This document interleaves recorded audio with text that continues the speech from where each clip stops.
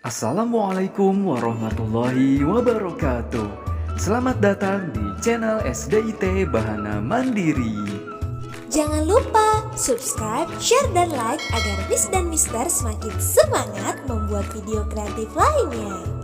Terima kasih ya. Baiklah anak-anak, mari kita saksikan. Materi yang akan dipelajari di tema 5 subtema 4 adalah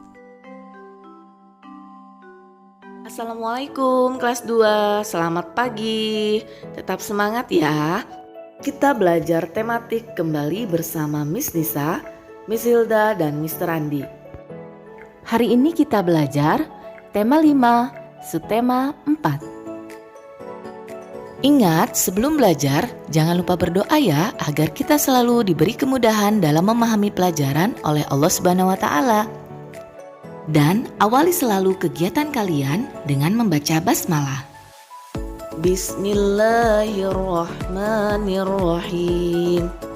Baiklah teman-teman, marilah kita saksikan video pembelajaran untuk hari ini. Ayo anak-anak, kita belajar bahasa Indonesia bersama Mr. Andi. Assalamualaikum warahmatullahi wabarakatuh. Sobahul khair semuanya. Halo anak kelas 2 yang soleh dan solehah. Alhamdulillah, sekarang kita belajar tematik di tema 5 subtema 4. Kali ini Mr. Andi akan membahas mengenai arti kosakata dalam puisi dan kalimat permintaan tolong. Selamat menyaksikan. Setelah puas bermain di danau, keluarga Made meneruskan perjalanan ke Desa Panglipuran. Desa Panglipuran adalah desa wisata tanpa kendaraan bermotor, sangat teratur dan bersih. Keluarga Made sangat kagum melihatnya. Untuk menunjukkan kekagumannya pada Desa Panglipuran, Made membacakan sebuah puisi tentang desa. Simaklah puisi berikut ini. Desaku yang tercinta, lihatlah hijau dedaunan merebak di desaku. Lihatlah pohon-pohon rindang menyejukkan hati. Lihatlah ladang padiku yang luas hijau. Lihatlah kekayaan atas desaku tercinta. Rempah-rempah melimpah ruah, subur atas tanah desaku. Subur dan makmur desaku, harum dan mewangi tanah desaku. Segar alami suasana di desaku. Air mengalir dari hulu mata air yang jernih. Ikan-ikan berenang terlihat jelas. Burung-burung berterbangan bebas bernyanyi merdu. Semilir angin berhembus bagai seruling yang mendayu-dayu.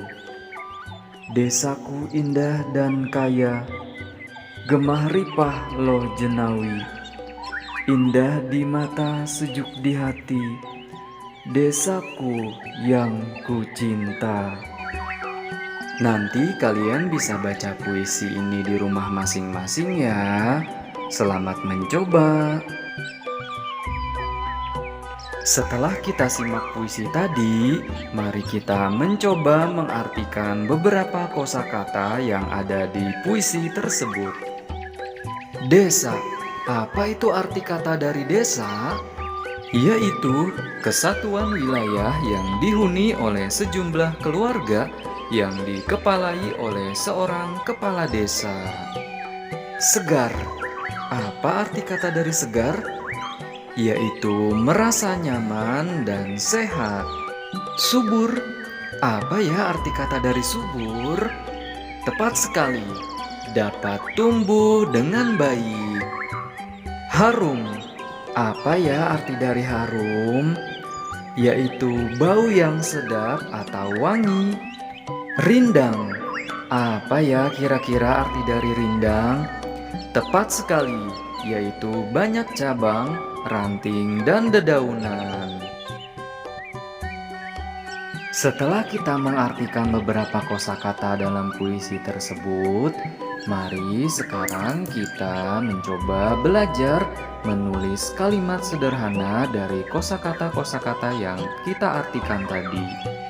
Yuk kita buat kalimat sederhananya. Contohnya, kosakata desa. Hari Minggu aku dan keluargaku pergi ke desa. Contoh yang kedua, subur. Tanaman padi itu terlihat subur. Untuk yang selanjutnya, nanti kalian buat sendiri ya kalimat sederhananya. Selamat mencoba. Sekarang kita belajar membuat kalimat permintaan tolong. Buatlah kalimat permintaan tolong dalam situasi tertentu. Contohnya, kamu meminta tolong kepada seorang bapak untuk mengambil foto kita di pantai. Bagaimana kira-kira kalimat meminta tolongnya? Pak, tolong ambilkan gambar dengan kamera saya di pantai ini ya. Nanti kalian coba buat sendiri ya kalimat meminta tolong dengan situasi tertentu. Selamat mencoba. Ayo anak-anak, kita belajar matematika bersama Miss Nisa. Assalamualaikum, halo hai, apa kabar kelas 2? Semoga tetap semangat ya, walaupun kita masih belajar dari rumah. Alhamdulillah, sekarang kita sudah memasuki subtema 4 di tema 5. Pada video ini, kita akan belajar menghitung panjang dengan satuan panjang. Menyelesaikan masalah terkait satuan panjang. Panjang kalung yang dibuat Rasti dan teman-temannya berbeda. Panjang kalung yang dibuat Rasti 30 cm. Panjang kalung yang dibuat Melani 25 cm. Berapakah panjang kedua kalung tersebut? Diketahui panjang kalung Rasti sama dengan 30 cm. Panjang kalung Melani sama dengan 25 cm. Pertanyaannya, panjang kedua kalung tersebut adalah panjang kedua kalung berarti panjang kalung Rasti ditambah dengan panjang kalung Melani. 30 cm yaitu panjang kalung Rasti ditambah 25 cm yaitu panjang kalung Melani sama dengan 55 cm. Jadi, panjang kedua kalung tersebut adalah 55 cm. Oke teman-teman, sekarang kita akan belajar mengukur panjang benda dengan mengubah satuan panjang terlebih dahulu. Petugas konservasi di ujung kulon akan mengukur panjang tubuh badak. Mereka menggunakan kamera pengintai untuk memperkirakan panjang tubuh badak tersebut.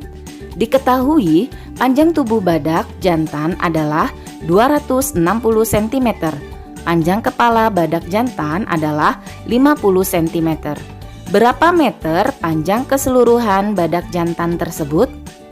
Oke, sebelum kita menyelesaikan soal tersebut, kita lihat poin dari pertanyaannya, yaitu yang ditanyakan adalah satuan panjang meter. Maka kita harus mengubah satuan panjang ke meter, dari sentimeter ke meter. Panjang badan badak jantan yaitu 260 cm. Kita ubah ke meter menjadi 2,6 meter.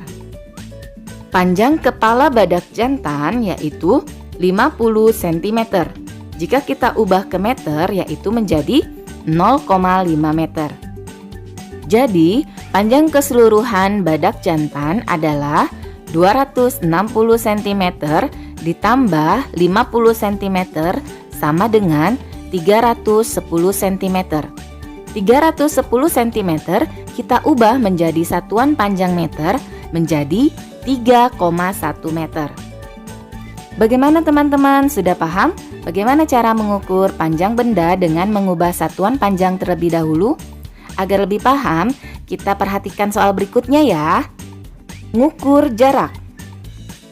Ahmad mengukur jarak dari pintu masuk kebun binatang ke pusat informasi. Jarak pintu masuk ke kandang cendrawasih 250 meter. Jarak kandang cendrawasih ke pusat informasi 5000 cm.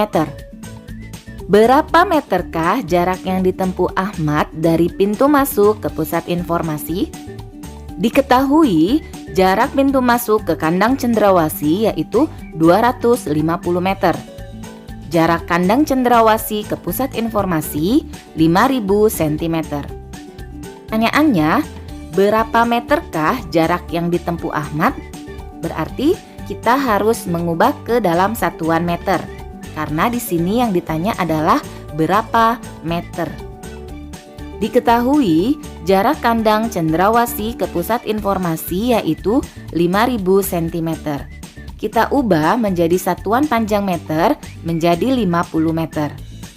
Karena yang ditanyakan adalah berapa meterkah jarak yang ditempuh Ahmad dari pintu masuk ke pusat informasi, maka kita jumlahkan kedua jarak tersebut, yaitu jarak pintu masuk ke kandang cendrawasih ditambah dengan jarak kandang cendrawasih ke pusat informasi.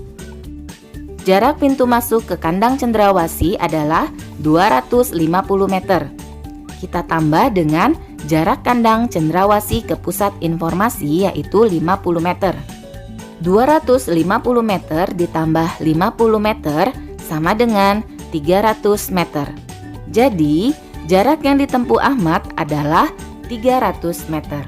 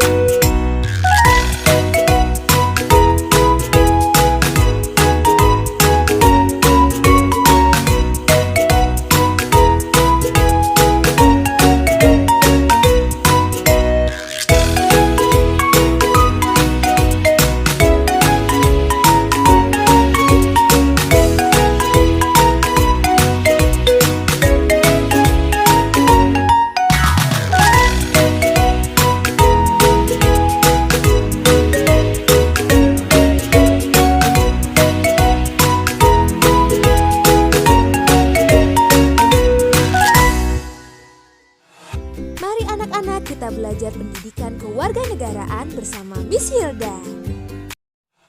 Assalamualaikum anak-anak, kembali lagi belajar bersama Miss Hilda. Sekarang kita akan belajar pendidikan kewarganegaraan yang ada di tema 5 subtema 4, perilaku sikap sila keempat Pancasila. Anak-anak, seperti yang kalian ketahui bahwa sila keempat Pancasila itu berbunyi kerakyatan yang dipimpin oleh hikmat kebijaksanaan dalam permusyawaratan atau perwakilan. Nah, sila keempat Pancasila ini dilambangkan dengan kepala banteng di bagian kanan atas perisai berlatar merah. Anak-anak, apakah kalian tahu maknanya? Ya, maknanya adalah kita sebagai manusia Indonesia, sebagai warga negara dan warga masyarakat Indonesia, itu mempunyai kedudukan, hak, dan kewajiban yang sama. Dan kita harus selalu memperhatikan dan mengutamakan kepentingan negara dan kepentingan masyarakat. Mari anak-anak, sekarang kita simak cerita musyawarah keluarga Pak Adi. Keluarga Pak Adi akan mengadakan kunjungan wisata alam. Pak Adi memimpin musyawarah untuk menentukan lokasi kunjungan wisata alam tersebut. Anak-anak, hari Sabtu besok Bapak berencana mengadakan kunjungan wisata alam. Wah, kemana Pak?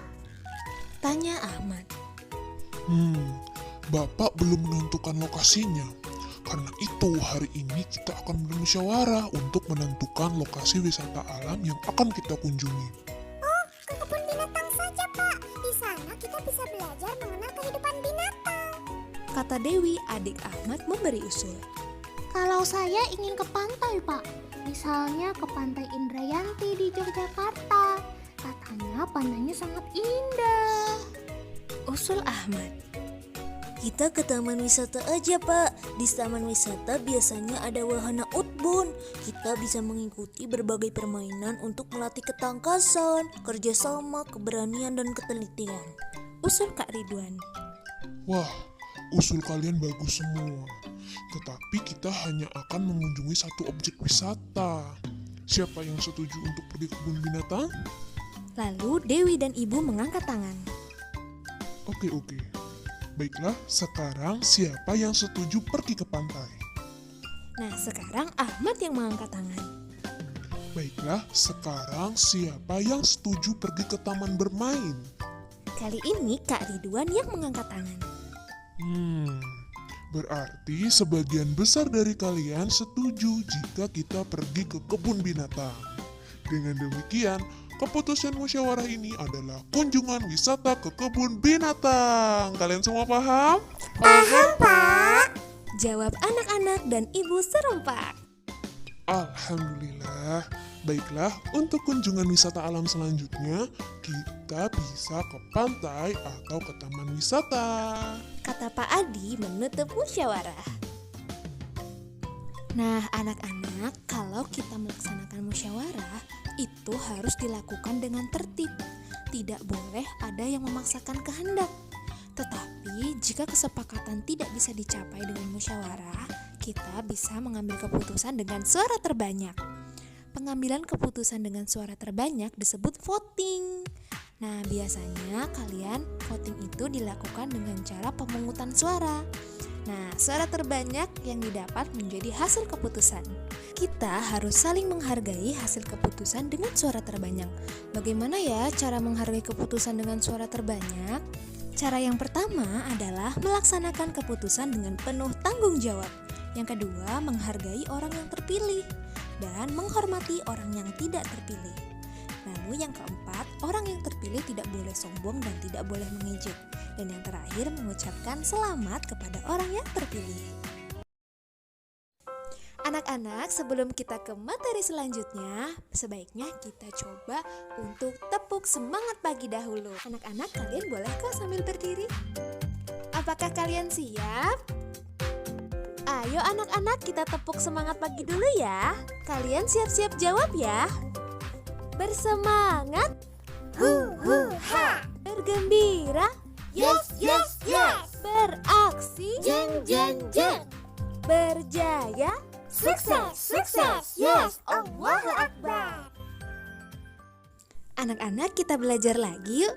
Nah, pada sesi kali ini Miss Hilda akan menjelaskan tentang perilaku sesuai sila kelima Pancasila.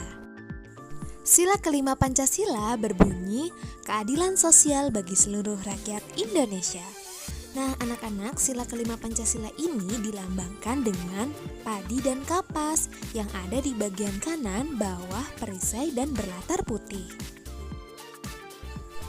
Apakah kalian tahu makna sila kelima Pancasila? Ya, maknanya adalah bahwa manusia di Indonesia menyadari hak dan kewajiban yang sama untuk menciptakan keadilan sosial dalam kehidupan masyarakat Indonesia. Maka dari itu, kita harus mencerminkan sikap dan suasana kekeluargaan dan kegotong royongan. Dengan cara apa ya? Nah, dengan cara menjaga keseimbangan antara hak dan kewajiban, serta menghormati hak-hak orang lain. Sebagai contoh, gotong royong memperbaiki jalan yang rusak. Lalu bergotong royong membersihkan lingkungan sekitar rumah. Dan masih banyak kegiatan yang dapat dilakukan secara bergotong royong. Sekarang, mari anak-anak kita sama-sama menyimak cerita tentang perilaku sesuai sila kelima Pancasila. Sebelum masuk ke kebun binatang, Pak Adi membeli karcis terlebih dahulu. Membeli karcis merupakan kewajiban bagi setiap pengunjung. Setelah membeli karcis, baru diperbolehkan masuk. Mendapatkan pelayanan petugas kebun binatang itu merupakan hak setiap pengunjung. Nah, anak-anak, kita harus melaksanakan kewajiban terlebih dahulu, baru menuntut hak. Perilaku berikut termasuk sesuai dengan sila kelima Pancasila. Ayo anak-anak, kalian harus juga menerapkan sila kelima Pancasila di mana saja. Alhamdulillah, pembelajaran tematik hari ini telah selesai. Terima kasih anak-anak kelas 2 yang soleh dan soleha sudah menyaksikan videonya. Semoga ilmu yang kalian dapatkan hari ini bermanfaat. Tetap semangat ya belajar dari rumahnya dan tetap selalu menjaga kesehatan. Terima kasih. Wassalamualaikum warahmatullahi wabarakatuh.